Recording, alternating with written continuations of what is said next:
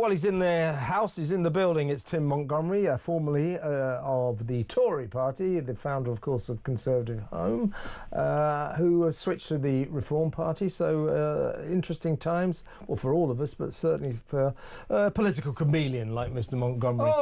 Oh! No, he's not a chameleon. He knows where he stands. What are you doing for the next half an hour? Because I'm about to walk out. You're off. I'm just trying to get you riled up and angry because I know you are about the Brexit betrayal. I want to get your take on this first, though, before we actually discuss the details. We played this to Rod Liddle. This is the Prime Minister today when he was asked about the Lucy Connolly case. This, of course, is the very famous case of the poor woman who's doing 31 months in jail for hurty words on Twitter. Nobody thinks she should still be in jail. Her appeal failed. Everybody talking about it all over the newspapers, all over television, all over the radio. Here's the Prime Minister's response when asked about it. I'm not across the details of the particular case, but let me give you the principles that I would apply. Firstly, I'm strongly in favour of free speech. We've had free speech in this country for a very, very long time, and we protect it fiercely. Yeah, well, he's banging on about free speech, so we don't believe that for a second. But pretending that he's not across the details, as if, oh, Lucy Connolly, just remind me, he's the bloody Prime Minister. So it's not that he's not across the case. I just think that his advisers should not have advised him to lie when asked that question. They obviously said, feign ignorance is probably the best way through this tricky terrain. It's bad politics. Well, he's not just the Prime Minister, as you say, Kev. He's a lawyer. This is his whole world. He knew exactly what was happening with Lucy Connolly. And you remember, he didn't have a very good start to being Prime Minister. We had the whole winter fuel allowance debacle, etc.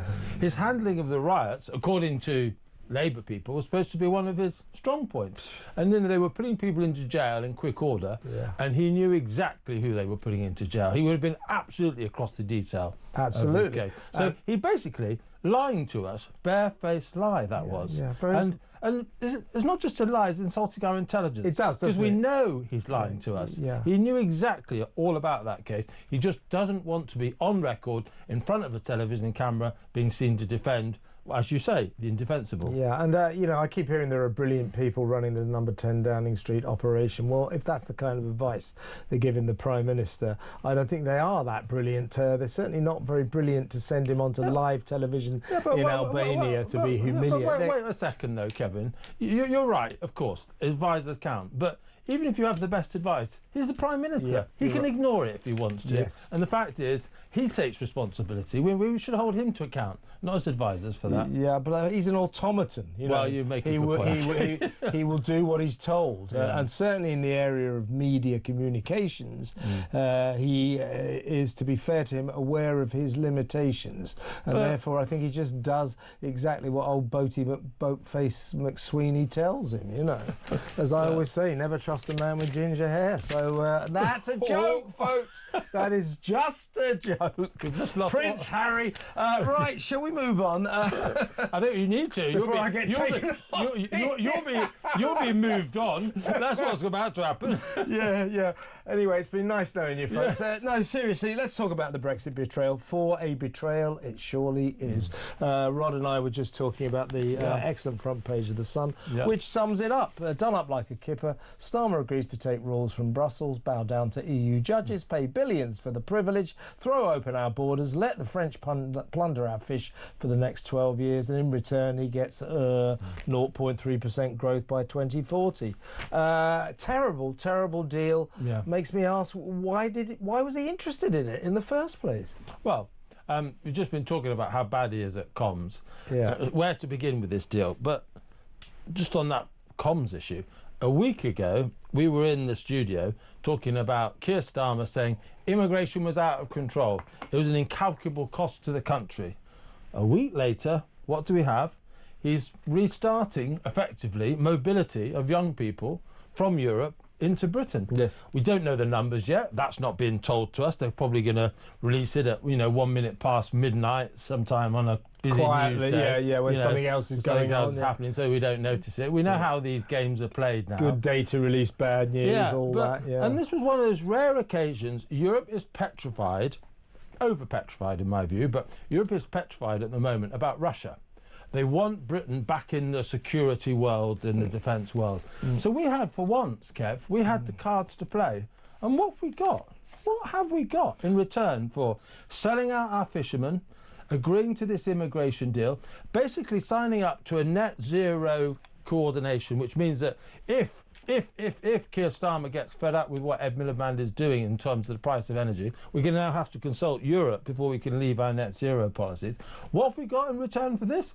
Well, they talk about some sort of deal on e-gates. That's not even in the power of the European Union. It's individual nation states that decide what happens with e-gates. That's interesting. So we've got basically nothing in return for giving away all of these powers. And I think their calculation is that we're all so bored about talking about Brexit that we're just not going to notice. But certainly listeners to your programme, listeners to Talk over the last 24 hours, listeners and viewers, they certainly have noticed. They're furious. The Sun has noticed. They're furious. Yeah. They're furious. People basically said, hang on, what was that vote for, the referendum in 2016 when 17.4 million people voted to leave the EU? What was that for? What was that for? And how dare this Prime Minister, I don't know anymore. This Prime Minister come in and act as if it didn't happen? Yeah. I mean, what is he thinking? Well, I tell you what he is thinking, is this is just, they're now going to be annual summits.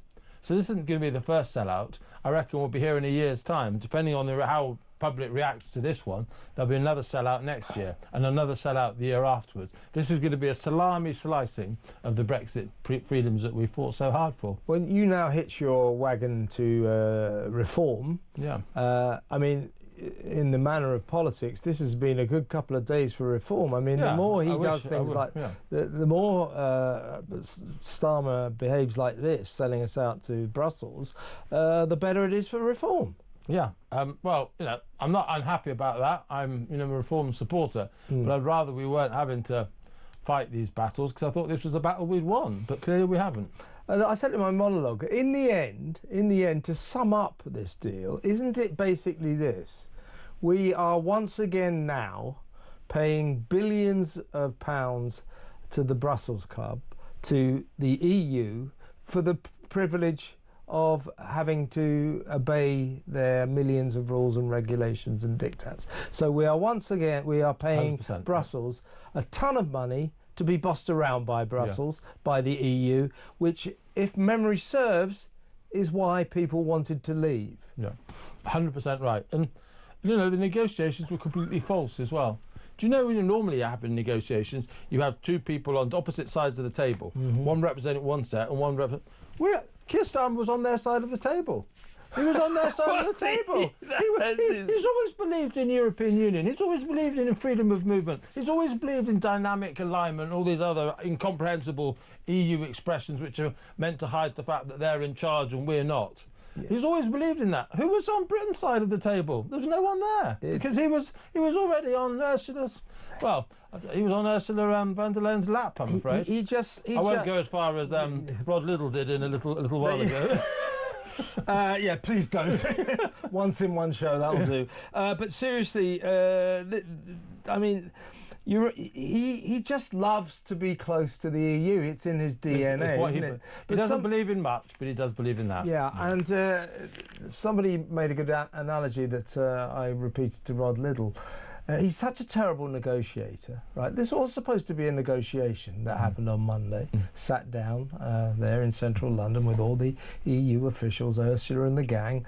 The night before, he gives a press conference in which he announces, definitely signing a deal tomorrow, 100% signing a deal, which is the equivalent of a guy, you or I, walking into a second-hand car dealer and saying to the second-hand car dealer person, I see all your cars there, well, give it your best shot, sell them to, but before you do attempt to sell me any of these cars, let me assure you that at the end of this negotiation, I will definitely be buying a car off you. Yeah, well, it's not a good starting point. Well, worse than that, probably already give him the money. Yeah. So here's £3,000. I just want something at the end of the weekend, please. That's basically it, isn't it? Here's the money. I'm definitely signing the deal. Right, let's start the negotiations. It's just, he's a terrible negotiator. He is a terrible. And this business, apparently they did sit down on the understanding that the sellout of our fishing rights would last for 4 years. The first thing that old Urs and her crew said was, actually, we've had to think about this. We want it to be 12 years. Keir Starmer went, yeah, all right. Yeah. Just well, you're exactly no problem, Jeff, 12, whatever, 50, whatever you want. But your second-hand car analogy is absolutely right on this front as well, because these things were added at the last minute by them. Yeah. So basically they were adding extra conditions at the last minute because they knew Keir Starmer already in Saturday's Times and in that announcement you mentioned on Sunday evening had already sold out that he needed an agreement. You're right. He wasn't prepared to walk away. That's what a second-hand car dealer will do at the last moment. Oh, well, of course, the spare tyre will be an extra £100 and that will be... Yeah, you're right. Can I say what makes my blood boil most of all? Yes. What's the biggest issue we face at the moment? It's small boat crossings. Yes. And Macron kept saying, yeah, I would love to help you more, but it's a European issue. So why wasn't this at the centre of these talks? That should have been the centre of the deal. And we offered Macron last week a state visit. So basically we've given everything to them and we've got nothing, almost nothing back. The paucity of you said I was angry earlier, now you're getting me angry again. It's not helping my blood pressure. That's what I'm here for. No, the paucity of what we have received in return for for the oceans of everything we've given to the EU is extraordinary. We've got basically nothing.